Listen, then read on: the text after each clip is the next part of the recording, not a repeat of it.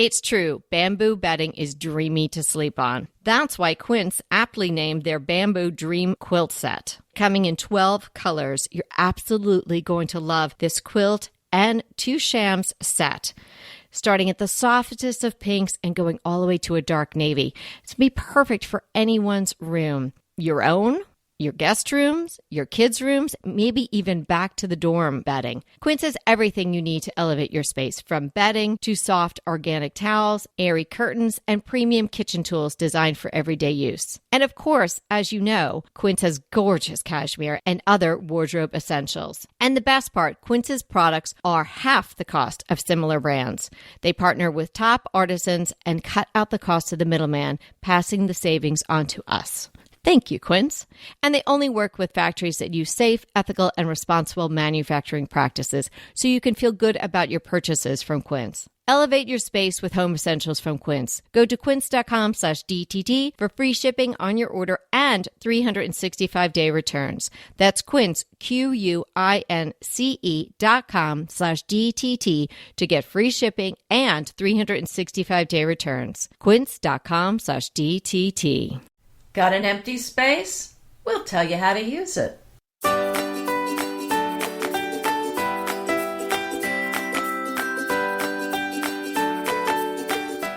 Hi, this is Anita Joyce here with Kelly Wilkness, and this is Decorating Tips and Tricks. Today we are talking about hobby room trends. And if you have an empty space, maybe a dining room you're not using or some other bonus room, we've got so many ideas how to make use of that space. And one thing that makes us very sad is having a room in your home that is going unused. We want you to use up every bit of space in your home. You're paying to heat it and cool it, so why not use it? Yes, and hobbycore is a thing, right? So people are wanting to express their passions and pursue things under their own roof. They might not want to go out for classes or do things in other places. They want to have a place in their own home that's dedicated to whatever they love doing. And it can be a personal pursuit, or it can be something that you do with the rest of your family, or maybe even with guests, but some place in your home that allows you to express either your creativity or a passion that you have.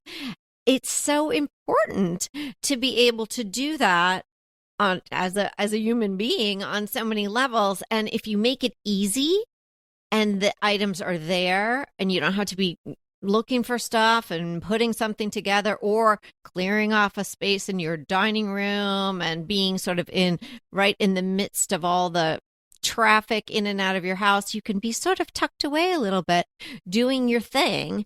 It's fantastic. So we've got some great ideas today to sort of spur you on, give you some inspiration. Everybody's passion is going to be different, but we've got a whole bunch of things to talk about today. So some stuff that you like might fall into what we're talking about. But even if you're just using this idea as a springboard, get your mind going, get your creative juices going, and think how you can have a spot in your home for your passion. Okay, so my first idea is a home gym, and so many homes have these, but you don't have to have a room that was always intended to be a home gym. This could be put in about any empty room you have in your home. So what kind of rooms might you have in your home that aren't being used for anything on a regular basis? Maybe you've got a spare guest room. Maybe you've just got a room that's kind of an office, or maybe you've got one of those rooms where people just put stuff that they don't know where to put, which might include some Amazon returns and maybe some wrapping paper and some rando things, or maybe stuff you haven't hung up on the walls yet. Sometimes there's entire rooms dedicated to that. If you have that, think about it and think how you can repurpose it. A bonus room, that's not really a term I was familiar with growing up in the Northeast. I felt like that was more like a Southern states Well, word. I think that's more, well, the reason is because a bonus room would be something in a newer home. And in the South, more the homes are new versus up Northeast. See, they're older I never homes. considered that. Yeah. Right, So right. To my mind, and correct me if I'm wrong, a bonus room is kind of usually like maybe an attic space or upstairs, where in the Northeast, maybe your extra space was downstairs in a basement because we have foundations there. So wherever you've got some extra space, let's see how we can reuse it. Yeah, so Anita talked about gym equipment. You don't have to have giant machines. Free weights is a great way to work out, especially for women. It requires you to engage your core more because you need to balance. Whereas when you're on a machine, you don't really need to balance. You don't have to hold yourself steady. And a lot of the machines, if you're a woman who's sort of more average height, they are not made for you.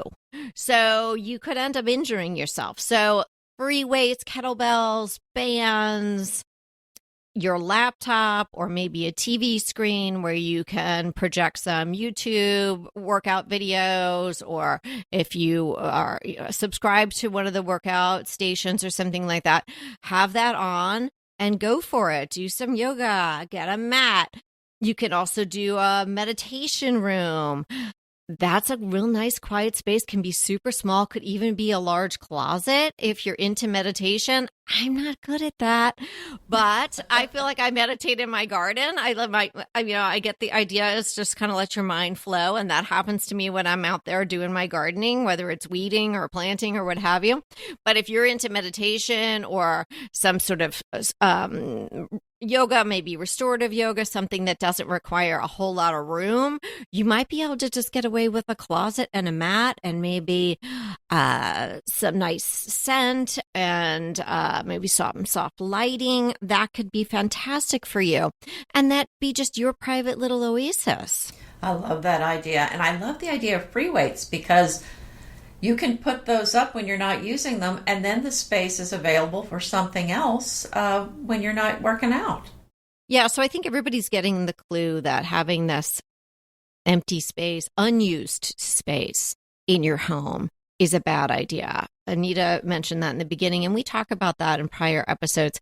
Even if you have a small home, sometimes there are just rooms people don't gravitate to. So let's figure out how you can use that. Do you have another idea, Anita? Oh, we have so many. A reading room or library.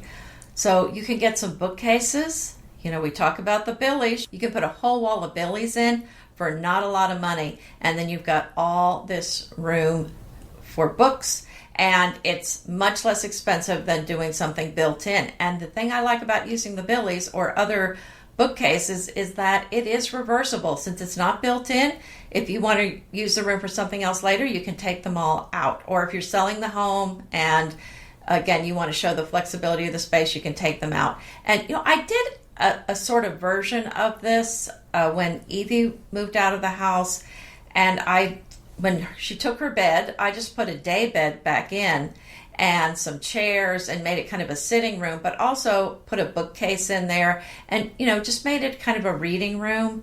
And there was a little table in there as well. But I love this idea of maybe there's a little table in there that you can sit and read at, a comfy chair, but a place for your books. And in this house, we do have a little seating area, and I have all my books in bookcases all the way down. It's a long hallway upstairs, and so I can just grab a book and sit down there. There's a lamp, there's windows, so it's so wonderful to have chairs and a massive bookcase next to them. It makes for a pretty wonderful place to sit as far as I'm concerned. So that's in the hallway, huh? Well, our upstairs has a hallway, and then there's kind of a bump out. Uh-huh. And I guess you might call it a bonus room. We call it our snug because that's where our TV is. We have a day bed there that we sit on and watch TV, and there's, you know, a chair there as well and a coffee table. But it's just a cozy little nook up there. Oh, that sounds really wonderful. That's the thing about these little reading nooks is that you don't need a lot of space.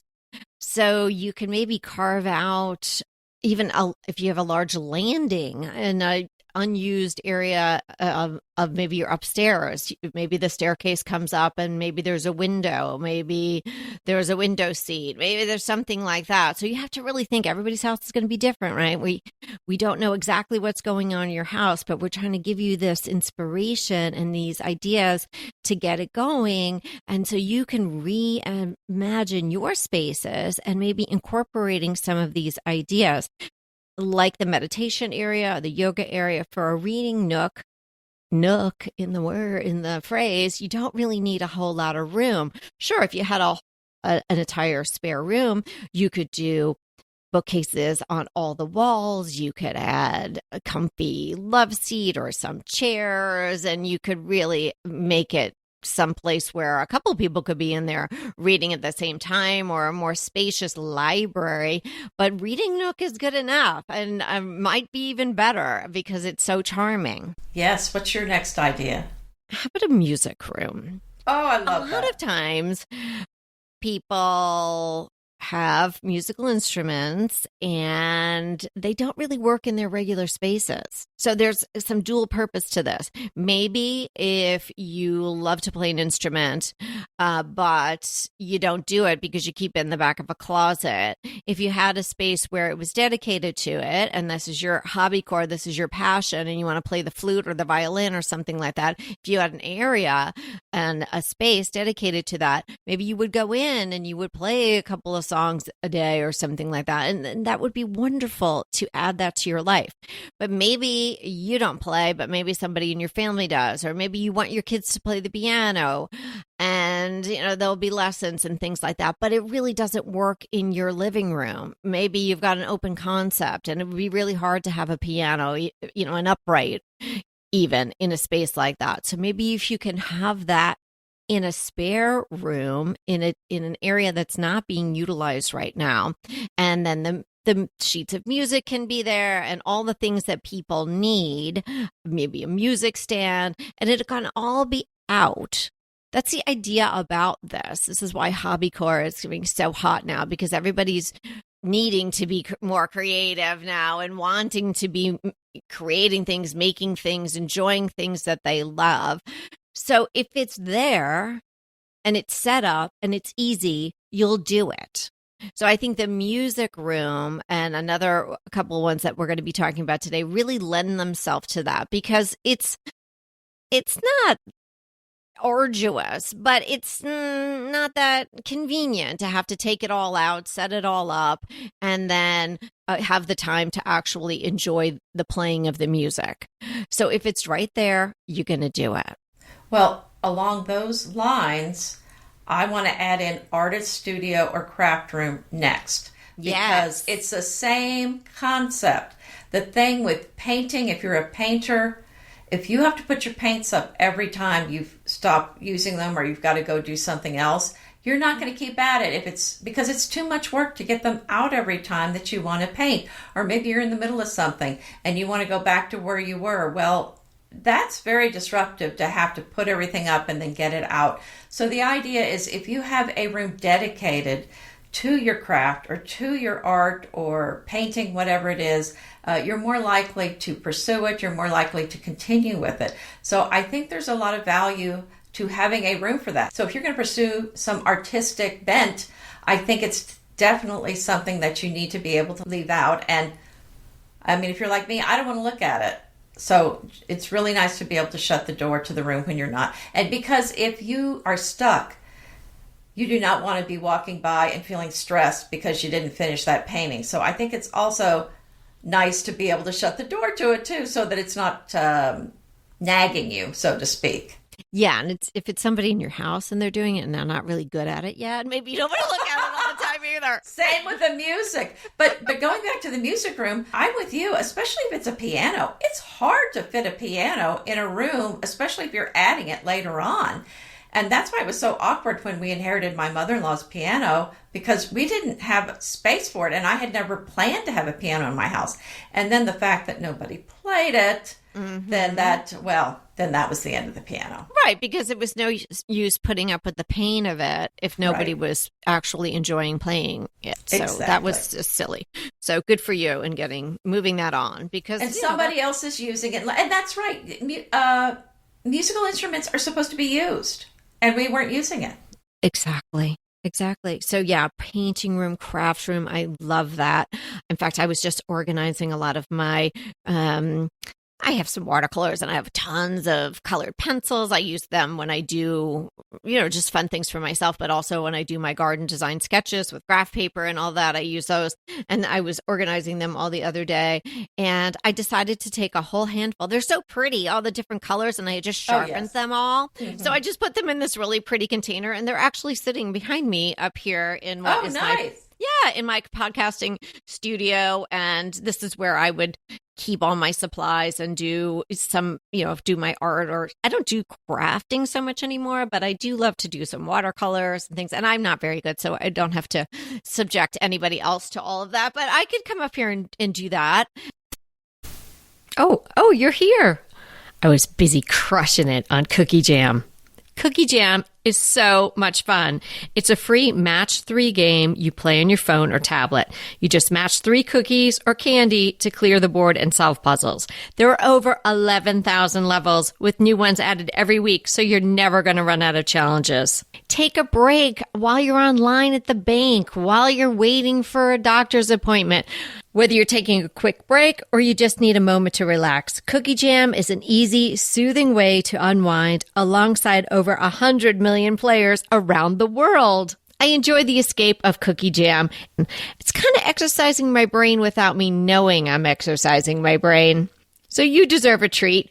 Join me and over 100 million other Match 3 players and download Cookie Jam today. So treat yourself to Cookie Jam. Join over 100 million Match 3 players and download Cookie Jam today. I'm always swooning over flower rooms, garden rooms. Oh, wow. Sort of unrealistic in a sense. Yes. But maybe if you have a nice mud room and an area like that, because you want to be able to have a sink and you want to be able to have your vases and an area where it's okay if you're repotting some things, and because maybe you're going to have some soil in there. So it's good if it's somewhere close to a door that goes to the outside. I wouldn't necessarily do something like this in your upstairs bonus room, but if you've got a space on your first floor, or you can carve out a little bit of an area by a back entry, or maybe the entry that comes into your home from your garage, or if you're lucky enough to have a mud room, having a flower space. I mean, like if you subscribe to Flower Magazine, I don't think they send out an issue that doesn't have some sort of flower room in it. Charlotte Moss's flower room is just kind of like, of course she would have the one. pinnacle of flower rooms, and you have all the choices of the baskets. Oh, I have her book on flowers. Do you have that one? That was beautiful. Yes, so beautiful. So that would be a dream of mine. Actually, Anita, I thought maybe sometime we could do an episode of our dream homes, things that we would have in our homes that we would just love to be able to incorporate. So that would be definitely something. Okay. I'm marking it down. Okay. Well, the next thing I'm thinking about, I don't know how much we would use it, but we do like to watch a little Poirot or something at the end of the day. So how about a home theater? I'm just happy with the TV, but I can see the appeal of the home theater, where you've got the wall sconces, there's no windows in the room, you have a big screen, or you're projecting onto the wall a massive picture of whatever you're watching. I think that sounds fun. And to have some theater seating, and I know Kelly's going to want those cup holders in there. So, and you can get your popcorn machine, your slushy machine, you'll be all set. Oh my gosh. So, I think it's a fun thing. I don't think we would use it that much, but you know what? If you have kids, I have some friends that have a real theater room in their house. And the floor goes down towards the screen. They have theater seats. And do they have ushers with little hats? And things like that? Not when I was there. But maybe just on the weekends. Their kids love that. And, they have that. And they also have a pool table down there. Yeah. And it's down on their lower level of their house. And it's a massive house. They rent out that lower level. And I think because it has that movie theater room, that space rents out all the time. They do an Airbnb there, and it's super popular. And I really think it's that home theater that really seals the deal. Wow. Okay. I could maybe see that for an Airbnb. I'm going to disagree with you. I find absolutely no appeal in the media room.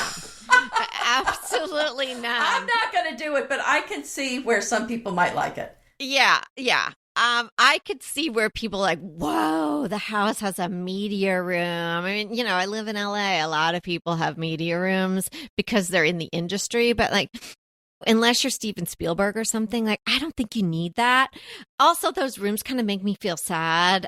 It's the lack of natural lighting, and it is those chairs. I mean, don't stay all day in it. It's going to depress you. Those chairs. I know, but just knowing it was there, I think I wouldn't like it. And it's not for you. Please don't get me started on the smell of popcorn. But anyway, I would skip that. And plus, I know it's good that we incorporate it in the list because we're being very thorough as always. But I don't think watching TV should be your hobby or your passion. No. Movies, right. even. So anyway, not to disagree with you too vehemently, but no, the media room is not for me. Would not. No, I'm not saying it's for you, but it is an option for someone who might want it. Absolutely. And if you've got that much space, and maybe put a bowling alley too. Now, what does appeal to me is a wine room. I think that would be very nice. Yes. Now, you don't even have to have hundreds and hundreds of bottles of wine, and you don't have to be an avid collector of old French wines or what have you. You might consider tucking away some really nice wine racks, and a great place to keep wine is down in your basement if you have one, because it tends to be cooler. It's dark. You can buy prefabricated wine racks. You could also have someone custom make them. So there's a lot of different options. We actually, when we were looking at houses, when we were going to move to kind of a smaller footprint house in Houston, one of the houses we looked at had the most amazing wine room. And it was off of the dining room, and there was a glass wall between the dining room and the wine room and a door. And it was amazing. Floor to ceiling racks for the wine, temperature controlled. It was a walk-in room. It was very custom. And that was the most amazing wine room I've ever seen. I've only seen ones like that in restaurants. I think the hard part of that is that you need to be selling that space, then that home, to a wine connoisseur, or they're going to want to take that out. You know, like, what are you going to do in there? I felt like it was going to be wasted on us. So it was kind of, I was impressed by it, but not drawn by it, because I thought, well, this is a waste on us. But for someone else, I think it would be wonderful. And it did sell pretty quickly, actually. That house did. Well, a lot of people like wine. Yes, they do. Well, another thing that you can use it for is a puzzle or game room. And for this, too, it's nice to be able to set up and be able to walk away and come back later. You know, a puzzle, you can't put that up in mid-assembly. And I don't like the idea of having to look at that. Maybe you're halfway finished and you don't want to look at it for a week. Well, you know, if it's in your living room, you can't even use the table for anything, or if it's on your dining room. So I love the idea, again, of having a room where you can go in there. It's the way you left it last time, but you don't have to look at it when you're not working on it. The same thing maybe with some games you were playing. Maybe you're playing chess, you're taking a break. You don't want to start over, so you want all the game pieces to be where they were, any kind of game. And I think some families, we've never been big game players, but some families, I guess if you have a lot of kids, it's very popular. It doesn't really appeal to me personally, but I can see where other people would really get some value out of it. Yeah, I know some real gaming families too. And we don't do that much. Every once in a while, or if we're on vacation, we'll play some cards or something like that. But I think that's a wonderful idea. And you don't have to do a puzzle with a whole crowd either. You know, you can just do a puzzle on your own or with one other person. But this is something that really you just need a nice sized table. It could be a pedestal table, it could be round, whatever shape works in your space. And you can incorporate that with your reading nook. That would be really nice. So there might be some crossover in some of the ideas that we come up with today. You mentioned you don't want to look at the puzzle. My darling mother-in-law had given us a puzzle, and it was a scene in London with snow, and it was really hard to tell, you know, the different pieces because there was a lot of snow involved. And we started doing it over That's Christmas. like the puzzle where it's all blue. I hate that. Yeah. And so we kind of started doing it over Christmas, and it was out on the table, but I had from something a big piece of cardboard, so we put it on that so we could kind of move it around. But we were like, okay, now we're moving this thing around because now we're sitting in the dining room because it's holiday time, and we're moving it around and things like that. When you're just ready for the tree to be gone and all the decorations to be gone. That's when you tip the board accidentally. Whoops, what happened? Absolutely. I was like, I think there's a few pieces missing. We're just going to get rid of this. But I don't have the patience for a puzzle. I'm a patient person, but I think my thing is that if I'm going to invest that amount of time, I want to have something that I have produced. Yes. Whether it's I made something to show for your time. Yeah, I made dinner. I planted a garden. I painted a room, and you can step back and be like, "Look, I did this." Yes. A puzzle. Okay, even when you put it together, it could just fall apart again. And what are you going to do with it? But anyway, you can shellac it into place, but then you're done with it, and I don't think they look that great. Oh my God! Please, Anita, stop. No, some people do that. I'm not saying that's not what I would do, but I've seen it. I know you wouldn't do that, but anybody that wants to do that, go for it. If you're proud of your puzzle and you want to shellac it, we love that for you. But it's just not for me. Well, I think the only time we did a puzzle that I can even remember was during the pandemic. So, yeah. Yes. Puzzles were crazy. You couldn't even get a puzzle during the pandemic. I know. Because everybody did all the things they could do and there was nothing else to do. So we were doing puzzles. Well, I mentioned the word dining room just a bit ago, and I know you have some ideas about how you could repurpose this room that pretty much everybody has, unless you're in a tiny, tiny little apartment. And a lot of people don't use that much.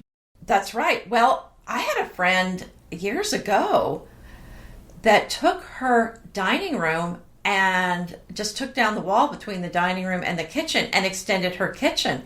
And it really was an amazing space. It was a beautiful kitchen. And I thought it was the right thing to do. It was really stunning. So I think that's definitely something you can do if you have a small kitchen table. And again, the whole idea of the dining room is to have a place to entertain. So as long as you can put a nice sized table in your kitchen, or maybe you have a breakfast room, I say go for it. Yeah, and so she created an open concept space then. Yes. Right? Yes. That's a great idea. And, at some houses it's going to work. I considered that when we were first working on this house, just because of the historic nature of the house. Well, I shouldn't say just. For a few reasons, I didn't do that. The historic nature of the house. And also, I just thought it was just not going to flow right. Even though it would make my kitchen bigger and I would have an eat-in area, it was just going to be weird with my layout. But if that works for you, that's certainly something you could do.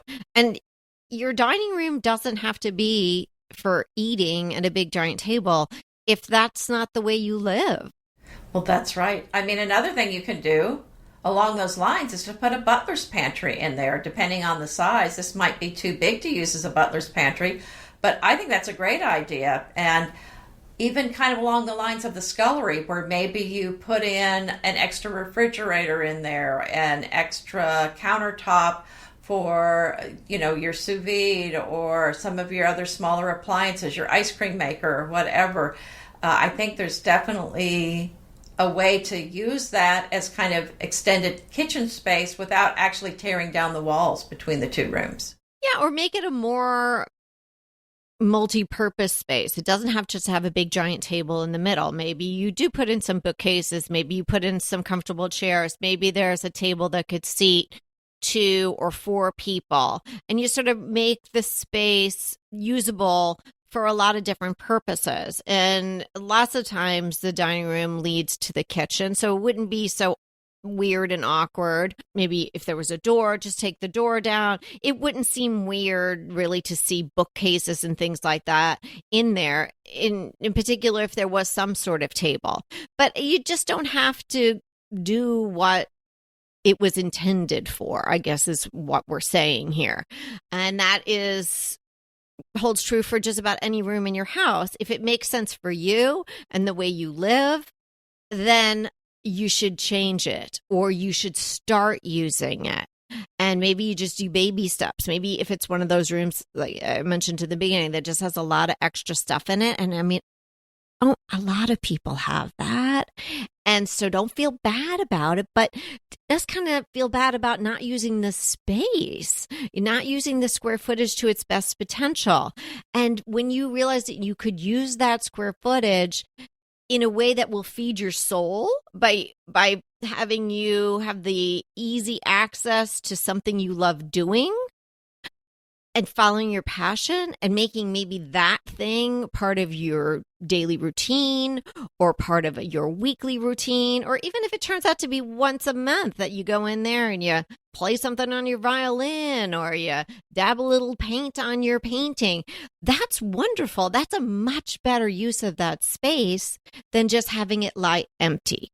So get on the trend of hobby core. Well, another thing you can use the room for is a playroom for your kids. And I know a lot of people that have done that with their unused dining rooms. Another option is to use it for a home office. If you don't have a home office and you need one and you've got an empty room, then there you go. You can use any empty space as a home office. And hopefully it has a door on it, though, if you need to have a lot of calls on there or video conferences. If you have a room near the outdoors, and maybe it is a dining room or maybe it is some other room, you might be able to use it as a mud room also, just depending on how close that is to the exterior.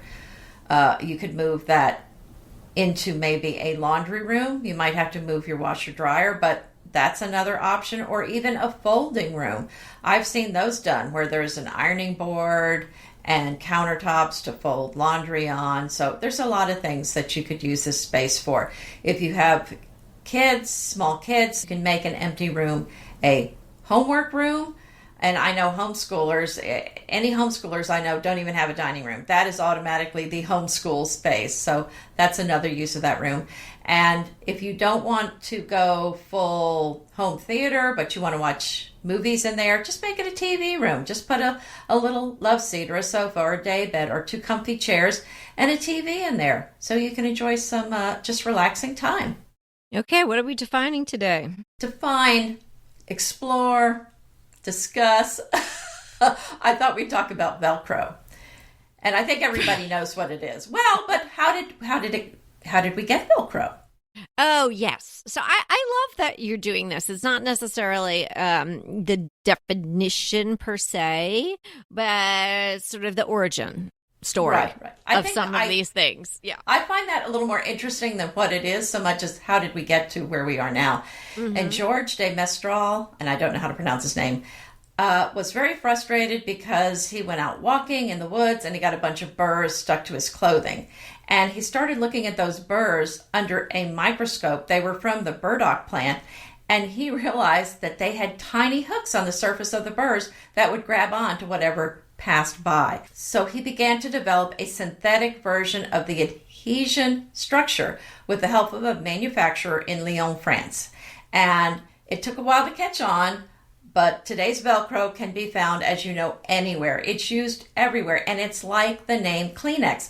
It's actually a brand name, but just like everybody calls a tissue a Kleenex, everybody calls these strips that attach to each other, people call them Velcro. French. Who would have guessed? Yes, well, they have some practical ideas too. I guess so. So My Crush is a book that I just finished listening to. It was terrific, very suspenseful. I don't really read mysteries that much. We watch mysteries a lot on TV shows and things like that, or we do too. Netflix series, things like that. But I don't all that. Yeah. Yeah, I don't really read mysteries, but my daughter recommended this one to me, and it's called In a Dark, Dark Wood. And it's written by a woman named Ruth Ware. She's British, and I believe this was her debut novel. It's suspense in the genre or realm of Agatha Christie. It's very well written. It's very suspenseful. I couldn't take my AirPods out. I had to keep listening to the end. And the narrator, her first name is Imogene. I don't remember her last name right now, but she has a wonderful speaking voice. And I think her voice and intonation, inflection, and whatnot really adds to the story itself. So highly recommend it on Audible or wherever you get your audiobooks, but I'm sure the written book is wonderful as well. You just won't get that great British accent along with the words. Oh, the audiobook sounds wonderful, so I think that would be my option. Yeah. What's your crush? Well, it's a very inexpensive decorative thing. I found these really cute melamine plates with a bamboo edge on them. Now they're an 11-inch size for about $5 a piece. And so if you're eating outdoors, they're perfect because they're melamine. But actually, I'm using them as plate chargers. Now, they're actually the size of they're a little bit larger than what I would call a dinner size plate because they're 11 inches. A dinner plate is usually around 10. So I'm actually using these as plate chargers underneath a luncheon size plate, which is about 9 inches. So once you put a luncheon size plate on top of these, it really is beautiful. And then you can put a regular size charger underneath, which is a 13-inch. And so boom, boom, boom, you've got 3 layers, and then you can eat off your luncheon size plate. And these are beautiful, and it's really an amazing price because I have priced these at other places for a lot more. Wonderful. So fun. So thanks for hanging out with us today. And remember, we are here to inspire you to create a beautiful home. Until next time, fabulous, fun, wow, even better than I had hoped or expected. These are just a few of the words used to describe a DTT design consult. We've been doing consults for many years, and boy, are we good at it. And people are loving the results of the advice and suggestions that we make for them. It's so easy to schedule a consult with us. Just simply go to our website, decoratingtipsandtricks.com, and click consult. There you'll be led through the very simple process.